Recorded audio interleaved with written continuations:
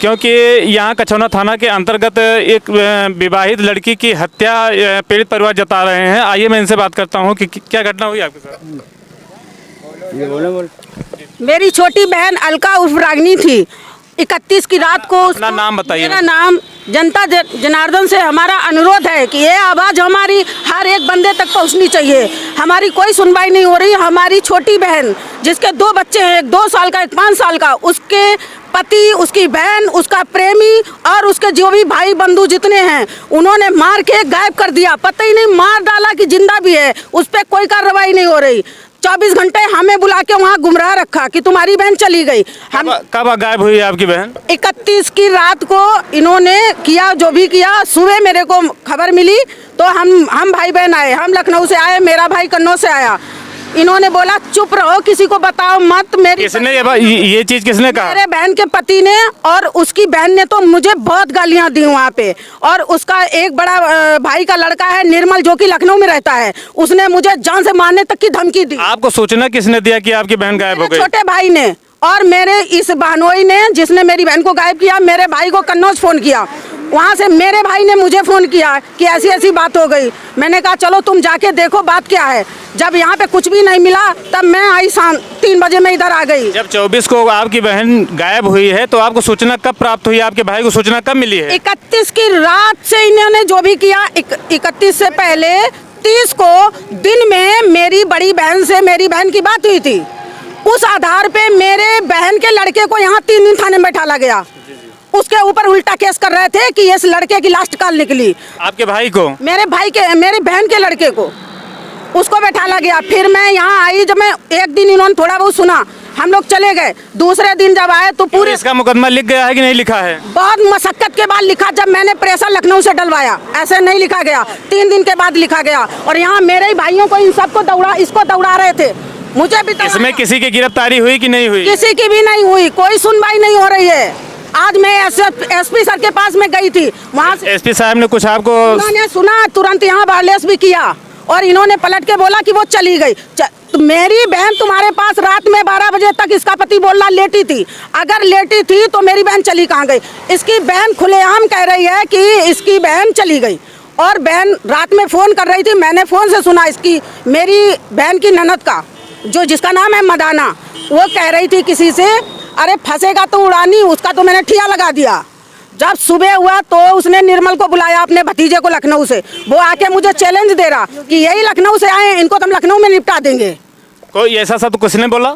इसके जो उड़ानी का भतीजा है निर्मल, योगेंद्र, और उसका क्या नाम है, सुशील, इसकी बहन का आशिक है।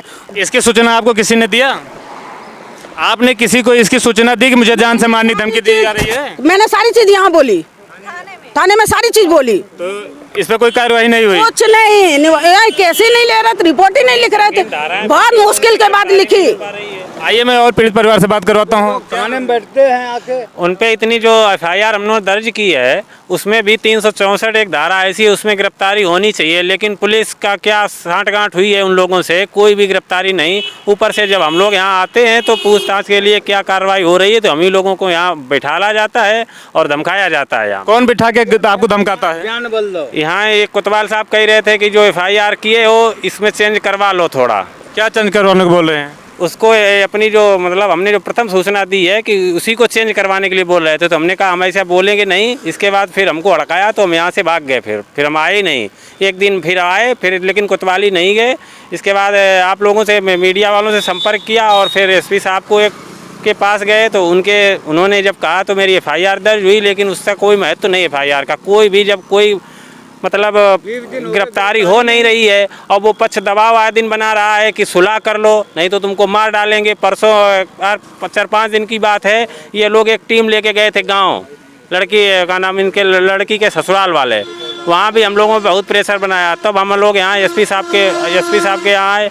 इन्होंने फ़ोन किया, देखो क्या कार्रवाई हो रही है। मतलब आप लोगों को जान से मारने की धमकी भी दे रहे हैं ये लोग? हाँ, और कह रहे हैं इसको सुलह कर लो। कह थाने में बैठते आके, मुल्जिम लोग थाने में आके बैठते हैं और फिर थाने से चले जाते हैं? चले जाते हैं। एफआईआर लिखा हुआ है, फिर थाने चले जाते हैं? जब दोबारा आए थे, जब एसपी साहब के पास गए थे तब उन्होंने वहाँ पे फ़ोन किया, तब FIR हुई थी।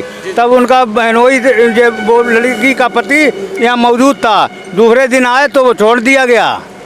आप लोग खुद देख लीजिए, एक पीड़ित परिवार पूरा मिलते जुलते, देख लीजिए कितने लोग परेशान होकर, एक बूढ़ी माँ देखिए वो भी परेशान होकर आके बैठी हैं। देख लीजिए कोई कार्रवाई नहीं है, परेशान है। बोलिए भैया कतई नहीं पता लगा था, तो हमको चाहिए, हमें बिटिया चाहिए, हमें मरी दिखावो।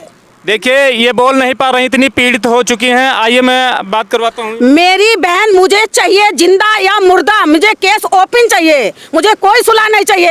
अगर मेरी सुनवाई नहीं होगी, मैं योगी आदित्यनाथ जी से रिक्वेस्ट कर रही हूँ, मैं उनके दरबार में जाके मैं आत्महत्या कर लूंगी।